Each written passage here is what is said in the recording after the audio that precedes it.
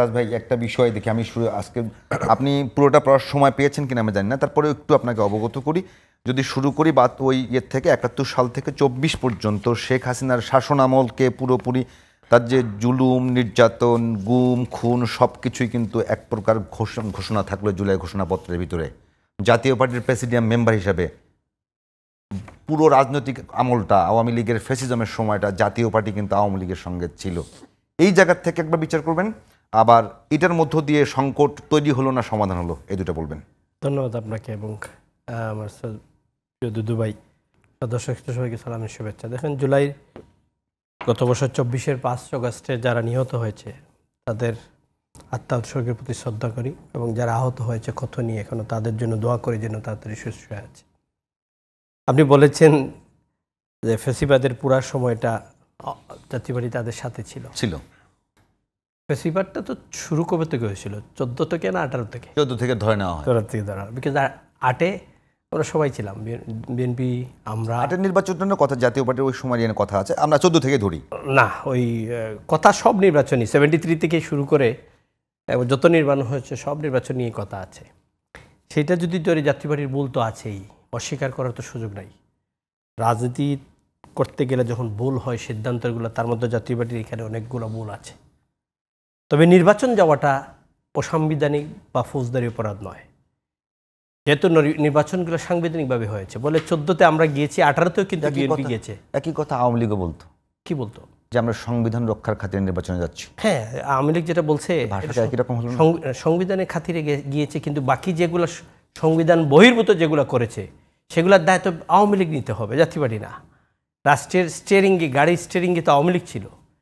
এখন সাংবিধানিকভাবে নির্বাচন, বৈধভাবে নির্বাচন হওয়ার কারণে 18 নির্বাচনে তো বিএনপি জয়েন করেছিল। 14-তে আমরা করেছিলাম, 18-তে করেছি, 24-এও করেছি। ওরা সংবিধানের ভিতরে থেকে গিয়ে বাকি কাজগুলো যা করেছে গণতন্ত্রের নামে, সেগুলোর দায়িত্ব তাদের নিতেই হবে। জাতীয় পার্টির স্টিয়ারিং হুইলের তো আপনার ছিল না, ড্রাইভিং সিটের তো ছিল না। তাদের সাথে থাকার যে ভুলটা আছে সেটা আমি বলছি, হ্যাঁ ভুল আছে, অস্বীকারের সুযোগ নেই। সেই ভুলের মাসুল আমরা দিচ্ছি না, দিচ্ছি তো রাজনৈতিকভাবে দিচ্ছি, আপনার সামাজিকভাবে দিচ্ছি। জাতীয় পার্টিকে তো ব্যান করে নেই, কিন্তু জাতীয় পার্টিকে কোনো আলোচনায় রাখে নাই, তাই তো করা হচ্ছে। অসংবিধান আওয়ামী লীগকে আপনারা সাময়িকভাবে স্থগিত করেছেন, কিন্তু জাতীয় পার্টিতে করেন নাই, কিন্তু জাতীয় পার্টির রিঙ্গের বাইরে রাখছেন। এই ফর্মুলাটা কি হচ্ছে? আওয়ামী লীগের ফর্মুলা ছিল বিএনপিকে বাইরে রাখো, বাকি সব আস্তে আস্তে যা করার করো। সাথে জাতীয় পার্টির কখনো আপনাকে আনুষ্ঠানিকভাবে কখনো এই বিষয়টা নিয়ে কোনো সরি বা ইয়ে বলছেন যে না? জিএম কাদের সাহেব তো পার্লামেন্টেও বলেছেন, এরপরের বাইরে আমাদের নেতারাও বলেছেন। এই বৈষম্য বিরোধী আন্দোলনের পার্লামেন্টে তো ফার্স্ট ব্যক্তি যেটা জিএম কাদেরই বলেছেন যে ছাত্রদের উপরে যে গুলি করা হচ্ছে আন্দোলনের জন্য, এটা মোটেও ঠিক না, এটা এক্সেসিভ পাওয়ার ইউজ করা হচ্ছে, এটা ছাত্রদের নিয়ে বসা উচিত, গুলি করে মেরে ছাত্রদেরকে, এটা অন রেকর্ড, আপনারাও জানেন, সাংবাদিক আমরাও জানি, এটা তো বলেছেনই। কিন্তু আমি যেটা বলতে চাচ্ছিলাম যে আওয়ামী লীগ যে পন্থা অবলম্বন করেছে, যে বিএনপিকে বাইরে রেখে, বৃহত্তর স্টেক হোল্ডারদের বাইরে রেখে 14 ইলেকশন করেছে, সাংবিধানিকভাবে ঠিকই আছে, কিন্তু বৃহত্তর স্টেক হোল্ডারদের বাদ দিয়ে, বাংলাদেশের জনগণকে বাদ দিয়ে, সেটা কী ধরনের হয়? নৈতিকভাবে সেটা তো হয় না। তা করেছে। এবং এখন কি হচ্ছে? 5 আগস্টের পরে আপনি মুক্ত পরিবেশে মানে কি?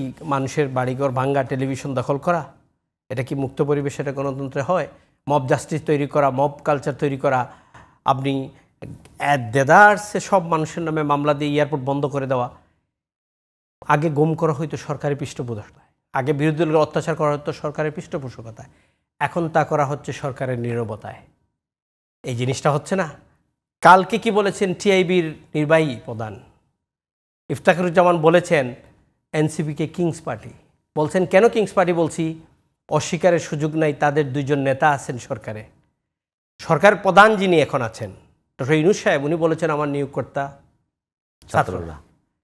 এই ইউনূস সাহেবের তত্ত্বাবধানে যদি আগামী নির্বাচন হয়, সেই নির্বাচন ফ্রি, ফেয়ার, ক্রেডিবল হবে, সেটা নিশ্চয়তা আপনি কোত্থেকে পেলেন?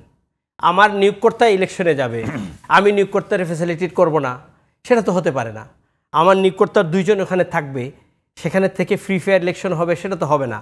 আবার একটা গ্রুপ বলছে যে আগামীতে এই নির্বাচন কমিশনের অধীনে নির্বাচনও করা যাবে না।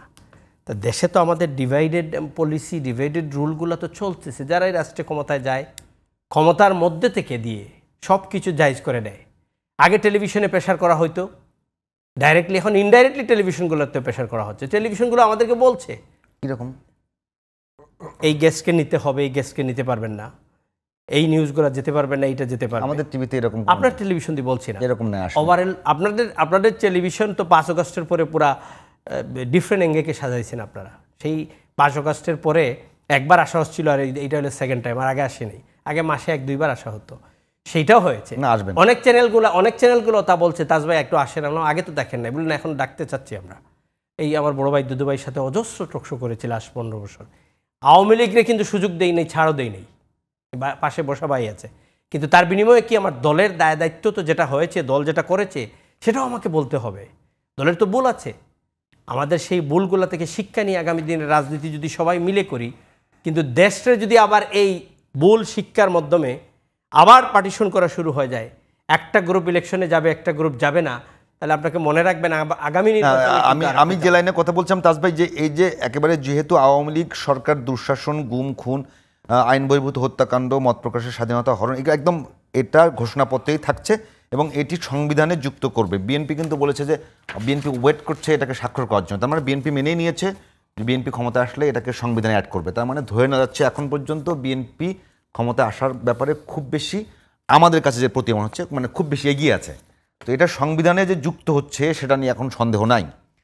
তো শেখ হাসিনার অপকর্মটা সংবিধানে সংযুক্ত হচ্ছে, সেখানে আপনাদের জাতীয় পার্টি যেহেতু ওই দলের সঙ্গে জোট করে তার এই ক্ষমতা প্রলম্বিত করার ক্ষেত্রে ভূমিকা রেখেছে, তো সংবিধানে সেখানে আপনাদের রাজনৈতিকভাবে কোনো সমস্যা হবে কিনা আমি সেটা জিজ্ঞাসা করছি। আপনাকে একটা কথা আবার ক্লিয়ার করি জাতির সামনে, আমরা কিন্তু 14 দলীয় জোট না। 14 দলীয় জোটের যারা ইনু মেনন সাহেবরা ছিলেন, আওয়ামী লীগের নৌকা নিয়ে নির্বাচন করেছেন।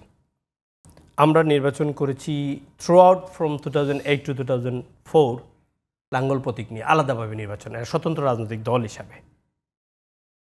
কথাটা আমি ক্লিয়ার করে দিতে পারছি আপনাকে? আচ্ছা, আমরা ওইখানে ওই নৌকা নিয়ে একটাও না, একটা নট এ সিঙ্গল সিট আমরা করি নাই। আলাদাভাবে জোট করে অ্যালায়েন্স যেটা হয়, সেই অ্যালায়েন্স করে ইলেকশন করেছি আমরা কিন্তু আর্টিকেল 70ও ক্রস করার ক্ষমতা ছিল, যেহেতু আমরা প্রতীক নিয়ে করি নাই আর্টিকেল 70। বাট এই দেশের কিছু কাজ আমাদের তাদের সাথে মিলে আমরা করেছি, যেটা হয়তো বা নতুন ছিল এবং সেটার জন্য আমাদের অনেকগুলো ভুল ছিল, সেটা অস্বীকারের সুযোগ নাই।